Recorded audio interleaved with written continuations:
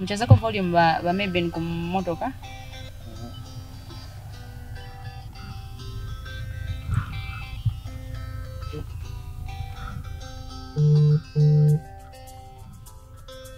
Hello. Hello, good morning. Good morning. This is Faith. I'm calling you from Zanis. Hi, Faith. Yes, is that Mukosha Mulenga, the entrepreneur? Yes. Speaking. Okay, we are heading to your place there, along Mungwi Road. Are you able to send us the location? Yes, sure. I'll send it to you shortly. Okay, thank you so much. See you soon.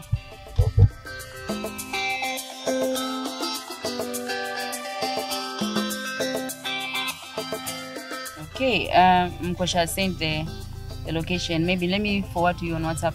Please, go ahead.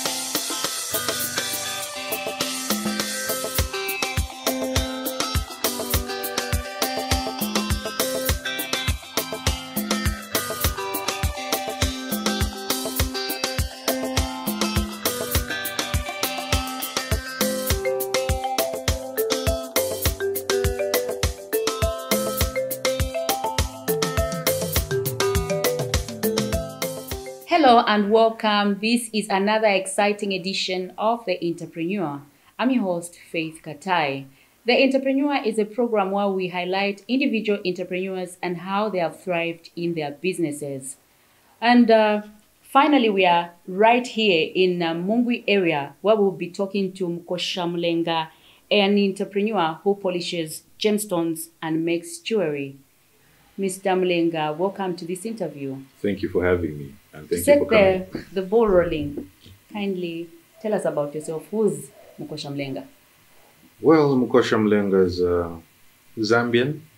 I was born in Luanshya, raised in Lusaka.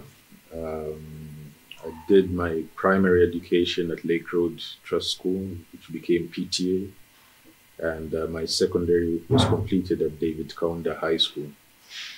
I then left the country to pursue my studies in the UK, where I did business information systems. I stayed there for a while, but home was calling. Home was home, so I came back home, got married. My husband now, father of 4 lovely children, and a serial entrepreneur. I love creating businesses. I used to run an IT consultancy business. Then I did a bit of construction, but I had to follow my passion. And my passion was gemstones. And so I started my gemstone jewelry business. So how did you get started in gemstone polishing and jewelry making industry? Well, my first encounter with gemstones was while I was very young. I had an aunt who was based in Lundazi.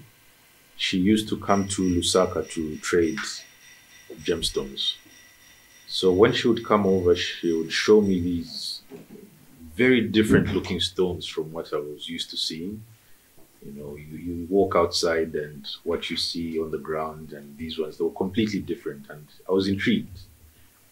I started asking lots of questions, being a very curious child. And she had the grace to take time to teach me what they were, give me the names, but I was too young to remember all that. But it stuck with me. The allure of gemstones and what they look like and what they represent, it just stuck with me. And I think that's when I fell in love with them. So growing up, it was always on my mind. And I always wanted to, I think first I wanted to be a gemstone dealer. You know, it sounded cool as a teenager to be a gemstone dealer. But yeah, as fate would have it, um, as I grew older, I had a bit more resources. I had a bit more knowledge. I became a hobbyist gemstone collector. So I'd collect rough gemstones, just to keep in the house because they looked nice and pretty and shiny. But there was always something in the back of my head that would urge me on to find out how I could do more with the rough gemstones. So I started inquiring and learning how they're processed, how they're taken from rough to cut and polished. And when I learned that, I'm not one to shy away from a challenge. I thought, I think this is something I can do. So I started learning how to cut. I found someone who had been in the industry for a while, and I would go to his house to learn how to cut. I would be there till 3 in the morning, 4 in the morning. I was that passionate. Yeah, I was always upsetting my wife, coming home late, but it paid off. And when I learned how to cut, I learned the process. Still, I felt there was more that could be done. So then I started learning how do they make it into jewelry. And that's when the business was born. You mentioned to say that you got the inspiration, like the interest from an aunt. Would we say you were inspired by her? What I would say is she has inspired this business. She's the late now, but I'm sure wherever she is looking down on us, she must be very proud to see that what she used to trade in rough form, we're now adding value to it and we're doing so many things. So she set the foundation and we just built up from that. Beautiful. So when you were getting started into this industry of gemstones, where I'm sure there were people who would come to you to say, no, ivi musimzakwanisa ivi visiye nchabeni vina abantu vamene vafunika vakazichita. Did you receive any sentiments like that? Plenty. And how did you overcome them? There were so many sentiments that people expressed. First of all, gemstones in themselves had a very bad perception. It was business yabakawalala, it's a crooked business, and anyone who deals with it has got some shady past or they do something illegal. So that's one hurdle we had to overcome. And just when we started making jewelry itself, it was a very difficult journey. People have this perception that it's done by foreign nationals. And I remember people telling me, business yava zongo, business yava mwenye, stuff like that. It was a very foreign concept to a lot of people to see someone who is indigenous, who has now ventured into it, and just wasn't reconciling with the status quo that exists. But over time, people eventually started buying into it. I mean, I even had pushback from my own family members. When the business was starting, I wasn't doing very well financially, so they would always encourage me, no, you've got your qualifications, you're an IT person, you know this stuff, just go back and do your IT or do something else or find a job, So it was a difficult journey. We had a lot of pushback. And over the years, as people started seeing how committed I was to the cause and they started seeing what we're producing, lots of people didn't actually believe that we were producing this. And then they started buying into it. And slowly they got used to the fact that, yes, Zambians can do this. We are capable. We are able to achieve. Coming to challenges in this business, what are some of the challenges that you've encountered in this gemstone business as an entrepreneur? There have been quite a few. And I'll try and touch on the most important ones. So one challenge we faced is the raw materials that we need for our processing. We have not had consistent supply of good quality material. Yes, the country has gemstones and they're quite abundant, but the quality that we need for our production is very unique. So that is one challenge that we have been facing. And other challenges, I would say, are more to do with breaking perceptions. Um, it's quite common in our environment for our people to be exposed to jewelry that is non-authentic, is what I would say. And, it's created a mental block. So, people, when they look at the price points of what we manufacture and what is available on the market in abundance, the non-authentic, it's difficult for them to break that bridge and cross over to authentic jewelry. So I think that baby's on us. We have to break that mental block in terms of marketing and educating people on what authentic jewelry is all about, what it represents, and the value that it carries in the long run. Another one I would talk about is there were a few government policies in the past that were not favorable for this kind of business, but we've seen amazing strides. So many things have changed and we're getting more support now. There's still a bit of work that still needs to be done, but we've got the ball rolling. The government is doing what it should. And, if we keep engaging each other and different stakeholders come on board, we're going to see vast change in this industry. We take a short break. Stay tuned.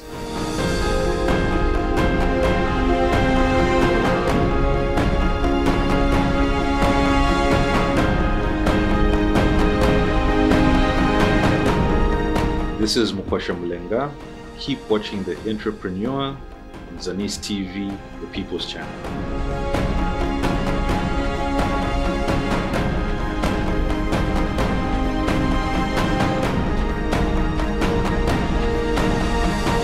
Welcome back. This is The Entrepreneur, and we are featuring Mukwasha Mulenga, who is sharing with us how he has flourished in his gemstone business.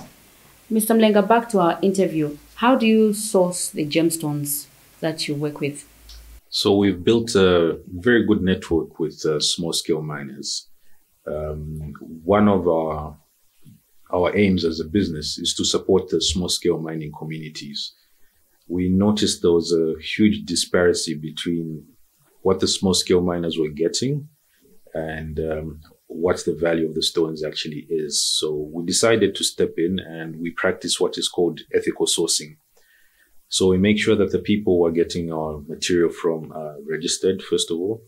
They are engaged in formal practices that are acceptable, no child labor, good mining methods, and of course they're remitting what they should to the authorities. So that is where we get our materials, and that is what we continue to do for the foreseeable future. We have also set up a small foundation aside from the business. The aim of the foundation will be to support the small-scale mining communities. We would like to give back to the people. So as part of our CSR, we are implementing a give back kind of project where a portion of our profits will go back to these communities and they'll decide what to do with the money as the communities themselves. We just want everyone in the value chain to feel the benefit of what we're doing. Beautiful. What advice would you give to a young person who aspires or wants to be an entrepreneur like you, especially getting into this industry of gemstone polishing and also making of jewelry? Advice I would give would be firstly to be committed to what you want to do. The journey of entrepreneurship is never easy. It's not like what you see on social media where someone just makes it overnight. The process of making it overnight started 10 years ago. And that's what young people need to remember. It takes time. And it also takes a lot of effort. To get to where I am now, I had to formalize my academics so that I could be trusted in what I'm doing and the business could be trusted in what it's doing. So I studied with the Gemological Institute of America. They're the largest authority of gemstones in the world. And currently, our business is the only one recognized in the country by the Gemological Institute of America. So those are all processes that I had to take in order to get to this point, notwithstanding the fact that I had to learn how to cut and polish myself. It's different when you have people who are just doing it for you. But when you learn how to do it yourself and have an understanding of what goes into it, you have a better appreciation of how you're going to run your business and what you require to get your business to the next level. So get all the skills that you need, formalize your business, formalize yourself. And the journey of entrepreneurship then can start and yield fruits for you. What would you say to someone? There are people who believe for you to be an entrepreneur, you don't need to go to school. You don't need education. You just need to go in it. Well, there's been a few who have been fortunate in that regard. They haven't got any formal education and they're making it. Some of them have a good drive. They don't give up. They're always pushing. And they've made it. But entrepreneurship is different from being a trader. So a lot of our people have decided to be traders. You get something from point A and go and sell it at point B. So the process in between is called trading. But to be an entrepreneur means you're solving a problem. And the best problem solvers actually have some form of education. You need to learn how to process your thoughts. You need to learn how processes work. So in my opinion, I would say education is quite important to be an entrepreneur. Any success stories that you're proud of in your business? Wow, there's so many. So we participated in a program under the Embassy of Finland. And we were one of the few businesses who got support for equipment. So that in itself was a tick. It was a success story. Second one, I've mentioned just previously, being members of the Gemological Institute of America. That's not easy to get. And we are there. And our business was recently also accepted as a member of the Jewelers of America. So Jewelers of America is a body in the US that takes on board jewelry businesses that they feel are doing what they should in the industry. So those are some of the success stories we can mention, and we featured on some videos. I'm not sure if you are aware that we were in a video with the great Pompey, the Shamboko video. We had the privilege of making his wife's ring, and he presented it in that video to her at the end of the video. It was a complete surprise. It was 6 months of planning and 6 months process. It was an amazing feat. So being featured on a music video like that was quite something for us. And currently there's also a program running on Zambian Magic that we are part of. So we've been exposed to six countries on the continent. So the success stories keep coming, and we just keep ticking them off and taking them with humility. We think there's much more to come. Great. How do you incorporate traditional Zambian designs into your jewelry pieces? So when we're designing a piece, what we normally do is customized pieces. So just working with the client with what they want. But what we're moving to now is coming up with a collection of pieces that will represent the heritage of Zambia. We have a couple that are currently on our website that you may look at, or the viewers may look at. And we just want them to speak of the authenticity of Zambia. Who are Zambians? What are their traditions? And we're translating that in the pieces that are coming out. So they're African-themed pieces. Hopefully they'll be appreciated by our own Zambians themselves. But we've received some good feedback so far from the people who have seen them. So we want to continue on that path and just really do some proudly Zambian pieces that will put Zambia on the map for something a bit different from copper when it comes to the mining section. Beautiful. Nkosha, thank you for making an appearance on The Entrepreneur. Thank you so much for having me. Let me take you now on a journey into our workshop so we could see how we cut and polish our stones and how we further produce our jewelry. So this is our cutting station. This is where we process our gemstones. The cutting and polishing happens here. So right now there's a gemstone that is being polished. It's about to finish. I just borrow that. And it's almost a fully processed gemstone at the moment. We're currently employing 7 people. 5 of them are in our workshop. We have 1 in our sales department and 1 who takes care of our office needs. So as the business has grown, I was doing this all by myself. As the business grew, we got the capacity, and now we're bringing in more people and helping more families. This is our bench jewelry section. This is where the fabrication happens. So this is where the manufacture of the jewelry is actually being done. We have pieces here. Right now we have a ring in production. Okay. This is the process of the ring being made. This is 14 karat white gold, and the gold is mined in Zambia.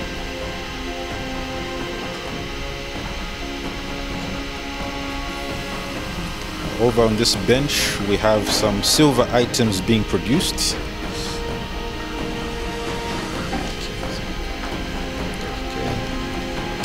So this silver is also local from Kabwe, and the stones, local gemstones from the eastern province of Zambia.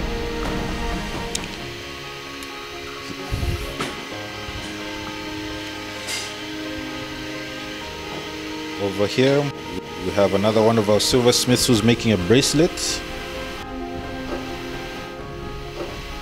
This bracelet will be produced with rose quartz. That is from Lundazi on the eastern province of Zambia.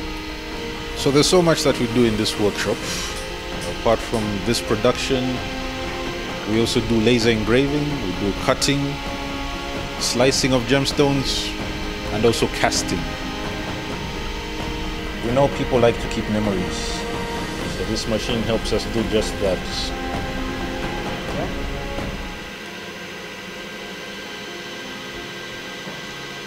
Wow. Perfect laser engraving in a matter of seconds with a perfect finish. Well, that is all we packaged for you on The Entrepreneur. On behalf of the entire Zanis production team and my producer Aaron Kamanga, bye-bye.